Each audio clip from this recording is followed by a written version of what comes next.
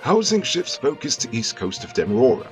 2 struck by lightning, and CGX is literally selling out to stay in business.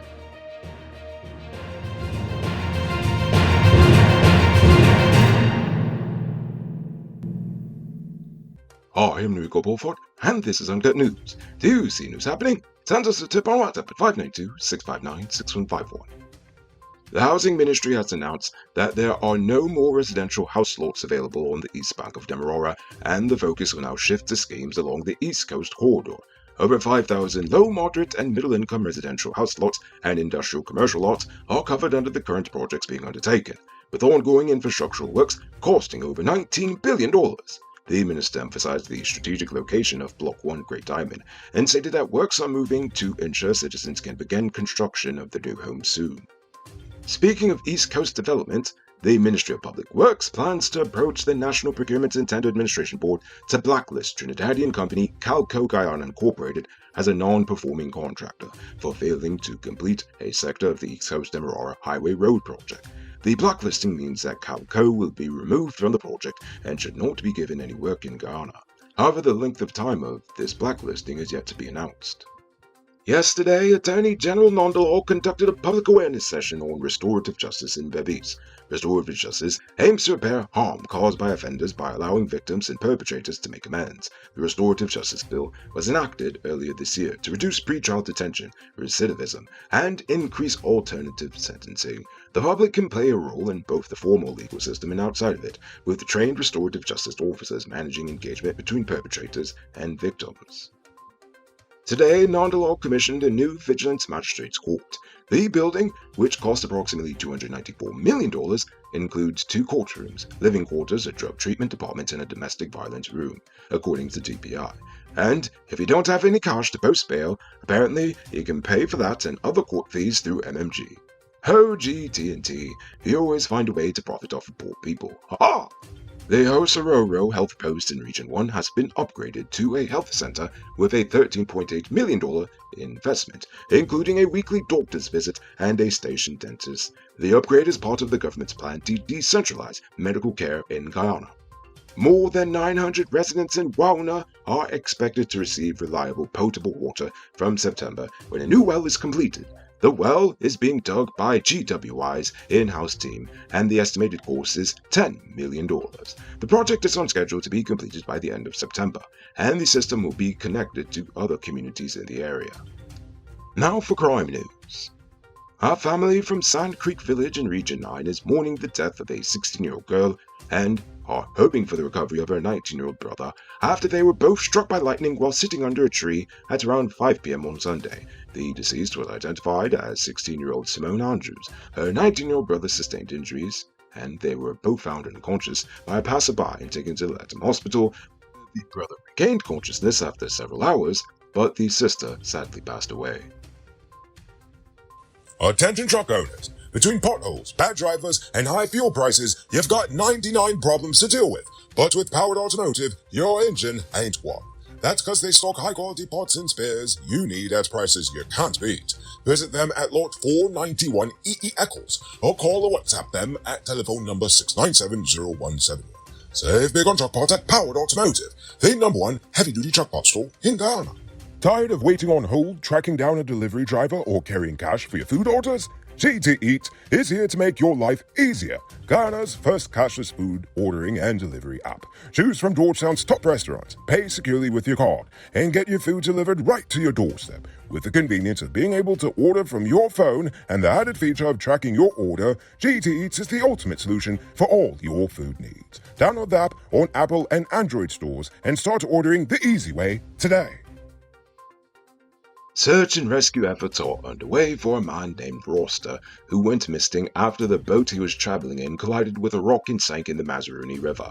The incident occurred at a waterfall in the river, and while 2 occupants managed to swim ashore, Roster remains missing. The police are currently investigating the incident and searching for him. 22-year-old Chris Charles was arrested and charged with robbery under arms for allegedly robbing a GNBS inspector of his haversack on August the 11th. Charles pleaded not guilty and was remanded to prison until September the 28th. Now for today's oil update.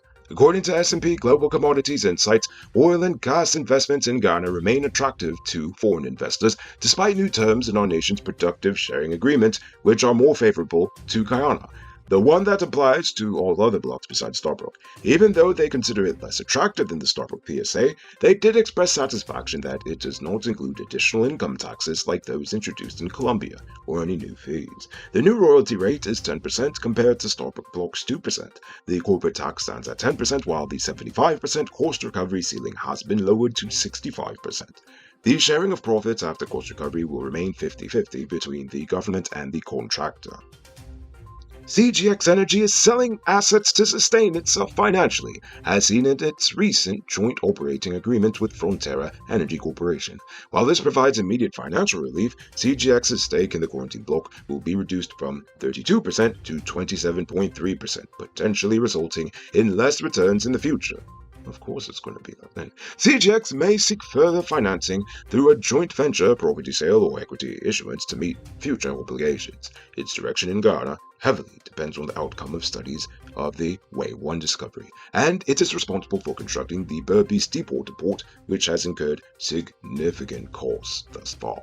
It might not be robbery season, but the streets are still mean. That's why you need to get security for your home and business through Sheriff Security Service. Sheriff Security offers well-trained guards, armed and unarmed patrol, marine patrol, canine services. These people even got drones. Why? Because your security is their highest priority. You've seen the rest, now hire the best. Hire Sheriff Security Service today.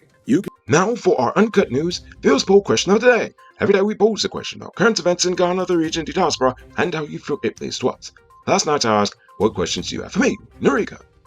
But before we get to that, I'm proud to announce our latest addition to the Noble Army, Richard Singh, who is supporting us at the reporter level, the highest level of monthly support we've received so far. So thank you, Richard Singh. And also, a special thank you to David Griffith, Dion Nascimento, Project Zero, and Dimitri V. I appreciate you all. And if you're watching at home and you'd like to support our movement, just hit the link in the video description. Marlo G asks, do I see the government and corruption getting better, worse, or staying the same by next elections? Also, is there a legit feasible way for the Guyanese people to create change, and if so, what is it? Also, what can the diaspora do, if anything, to help? I'll just say this. Absolute power corrupts absolutely, and at this point we have an opposition that is about as effective as a limp noodle. So I think it will get worse, unless if the government puts a more honest good faith effort into actually addressing the root causes of corruption, which are the broken institutions in Guyana. As for people bringing change, all we have to do is support each other as citizens as much as we can, while demanding that our leaders, both political and business, stop selling us short. We can also dedicate ourselves to at least one major project that brings positive change in Ghana. Become an informed citizen, question everything, including me, know your rights, and exercise them as much as possible. Vote. Please vote and go to town halls, talk to the media, share about your issues, spread good and productive ideas that can make people rethink what's going on, support independent candidates in your constituency. Now, I'd admit I'm biased, so of course I'd recommend joining the Movement for Unity and Democracy, but it's because honestly, we believe it's a movement that is truly worth trying. Now, it's not perfect, but they've got some ideas that we believe will positively change the nation in a more fair and equitable manner. Kamru Rahim says, the government is creating opportunities. They seem to be doing the best. Support the good things and stay away from the negative things, unless you are the horrendous PNC where every good is called bad. The is the textbook definition of propaganda. Our government pumps billions into DPI, Chronicle, Newsroom, Critic, and various pages on Facebook for propaganda. I understand that we all have our biases. However, we here at Uncut News are trying to make you understand that neither the BBB nor the PNC truly care about us as a people, because politics is all puppet theater. Don't you see? Decades ago, our nation's future was sold to the IMF, corporations, and globalist elites, and as a reward for slowly pimping we, the people, and our nation's resources out to the lowest bidder, these groups have maintained the power of a small ruling class of untouchables who dominate every powerful post-colonial institution in our nation: politics, business, civil society, even crime. These institutions all serve a role in maintaining the current global economic structure, the same structure Chetty Jagan and many other leaders were vilified for railing against. So, That answers your second question as well as to why didn't the PNC build the fire station in their stronghold. Maybe because they, like the PPP, never really cared about the people enough to even give them the roads to drive the fire trucks on. And finally, Deshaun Harry says they'd like to see me interview the VP. Huh, yes, I'd like it too. But you know what? He should feel comfortable because this isn't the first time he's been interviewed by a critically cartoonish man. Ha! Now for tonight's question. You've all asked me what I believe we could do to change the nation, so I want to hear from you. What do you believe are some tangible ways that we, the people, can change our nation? I want you to think about that question. Tell us in the comments below. If your response is good enough, we just might feature it in our next episode. Anyway, that's all the time we have for tonight, and check us out tomorrow for another. Until then, I'm Rico Bulford saying good night, folks.